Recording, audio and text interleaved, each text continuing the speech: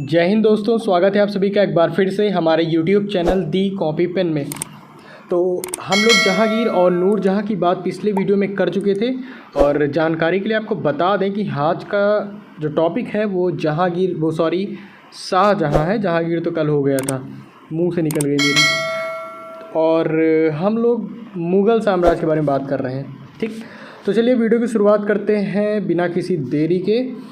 तो आज का टॉपिक आपको पता ही चल गया है, शाहजहां। और डेट की बात करें 1627 से 1657 ईस्वी। ठीक, तो जहांगीर के बाद सिंहासन खाली हो गया तो कौन बैठेगा भैया? शाहजहां बैठेगा। ठीक, सिंहासन खाली हो गया तो जाहिर सी बात है शाहजहां बैठा।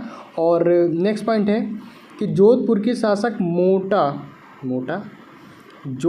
शासक मोटा राजा उदय सिंह की पुत्री जगत गोसाई, नाम याद रखिएगा, जगत गोसाई के गर्भ से 5 जनवरी 1592 ईस्वी को खुर्रम, ठीक, मतलब शाहजहां, जैसे आपके घर का नाम चिंटू पिंटू, ठीक है, सैंडी वैंडी रहता है, ऐसे ही शाहजहां का भी नाम खुर्रम था।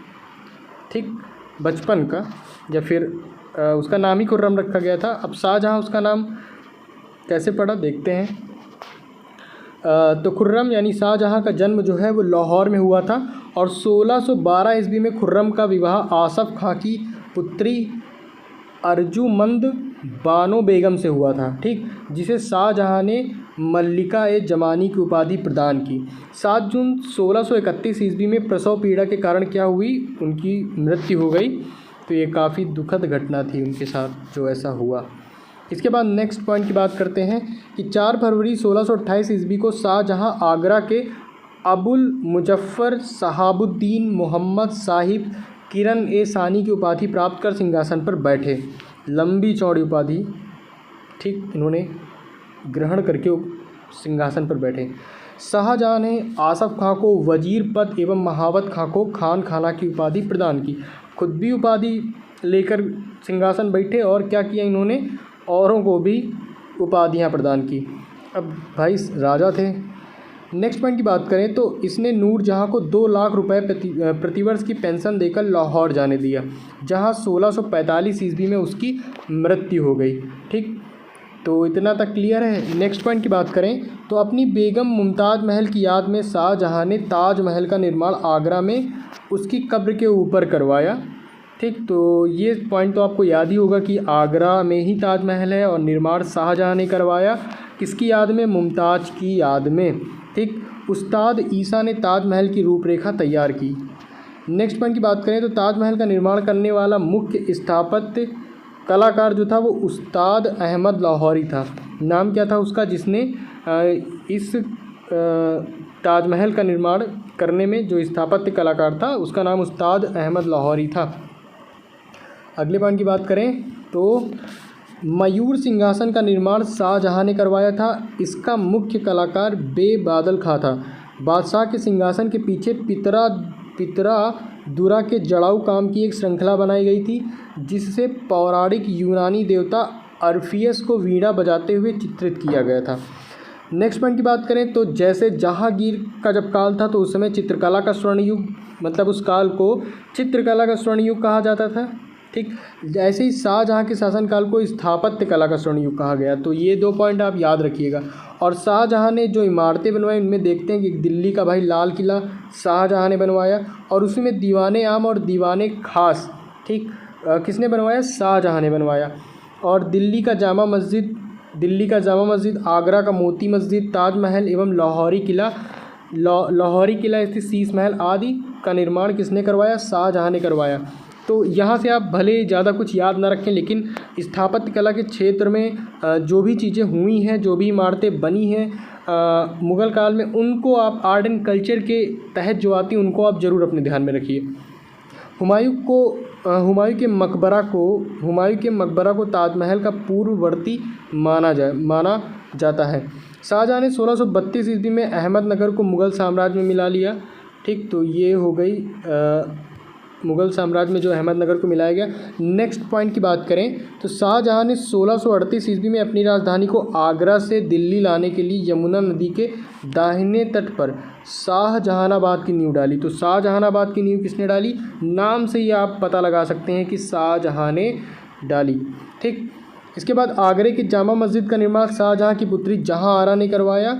ठीक, नेक्स्ट पॉइंट की बात करें तो शाहजहाँ के दरबार में कुछ प्रमुख चित्रकार थे, जैसे मोहम्मद फ़कीर, मीर हासिम थे, व कुछ संस्कृत कवि जैसे वंशीधर मिश्र एवं हरिनारायण मिश्र थे। नेक्स्ट पॉइंट की बात करें तो शाहजहाँ ने संगीतज्ञ लाल खां को गुड़ समंदर की उपाधि एवं संगीतज्ञ जगन्नाथ को हिंदी का कवि था उसको महाकवि राय की उपाधि से सम्मानित किया। तो गुड़ समंदर और जगन्नाथ को महाकवि राय की उपाधि से सम्मानित किया। इसके बाद अगले पॉइंट की बात करें तो शाहजहाँ के पुत्रों में दारा शिकोह सर्वाधिक विद्वान था। दारा शिकोह किसका पुत्र था? शाहजहाँ का। तो इसने श्रीमद् भगवद गीता, योग वशिष्ठ, उपनिषद एवं रामायण का अनुवाद फारसी में करवाया। इसने सर्र-ए-अकबर महान रहस्य नाम से उपनिषदों का अनुवाद करवाया। ठीक, दारा शिकोह कादरी सिलसिले के मुल्ला साहब बदख्शी का शिष्य था। इसके बाद नेक्स्ट पॉइंट की बात करें तो शाहजहाँ ने दिल्ली में एक कॉलेज का निर्माण एवं दारुल बका नामक कॉलेज की मरम्मत करवाई। ठीक, तो ये कॉलेज के बारे में बात हो गई जिसने उसकी मरम्मत करवाई। और सितंबर 1657 में शाहजहाँ गंभीर रूप से बीमार पड़ गया और अफवाह फैल गई थी कि वो मर गया। तो उसके पुत्रों के बीच उत्तराधिकार का युद्ध प्रारंभ हुआ। उस समय सूजा नाम है सूजा बंगाल इसके पुत्रों का नाम है। सूजा कुछ और मत समझिए। तो उस समय सूजा बंगाल, मुराद गुजरात एवं औरंगज़ेब दक्कन में था।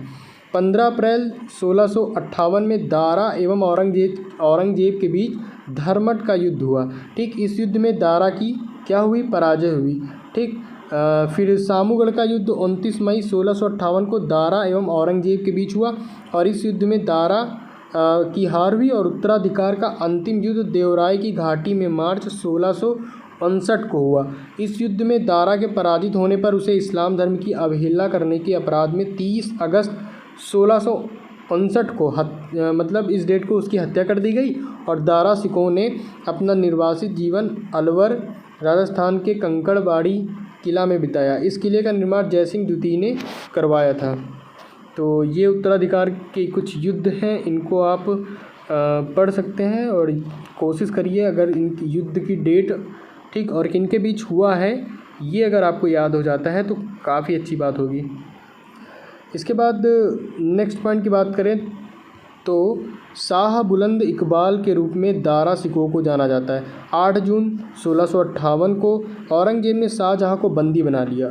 ठीक, आगरा के किले में अपने कैदी जीवन के 8वें वर्ष अर्थात 22 जनवरी 1666 को 74 वर्ष की अवस्था में शाहजहाँ निपट गए, उनकी मृत्यु हो गई। तो शाहजहाँ के बारे में हम लोगों ने पढ़ लिया है, ठीक, जो भी इम्पोर्टेंस थे। बाकी इसमें आपको स्थापत्य कला के क्षेत्र में जो काम इन्होंने करवाया है उसको आप याद रखिए। ठीक, इतना इनफ है, बाकी युद्ध आप याद रख सकते हैं। ठीक, तो बाकी वीडियो में अंत तक बने रहने के लिए आपका बहुत बहुत धन्यवाद। मिलते हैं हम लोग अपने अगले वीडियो में एक नए टॉपिक के साथ और टॉपिक क्या होगा? औरंगजेब के बारे में पढ़ेंगे। ठीक, 1658 से 1707। तो चलिए आज के वीडियो में इतना ही है, मिलते हैं हम लोग अपने अगले वीडियो में।